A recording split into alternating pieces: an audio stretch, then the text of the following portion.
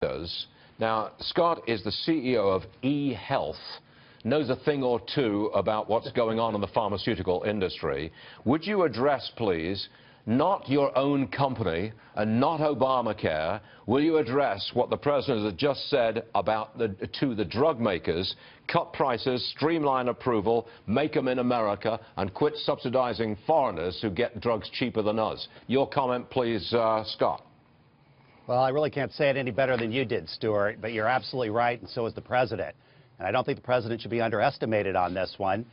Foreigners are getting the benefit of the R&D budgets that are being completely absorbed by American consumers. It's just not fair.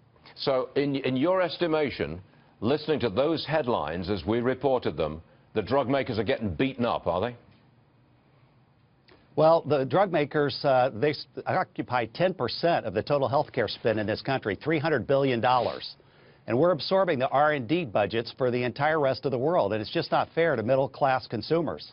I wish the President would get the lawyers out of the pharmaceutical industry. I think that would lower costs. What say you, Scott?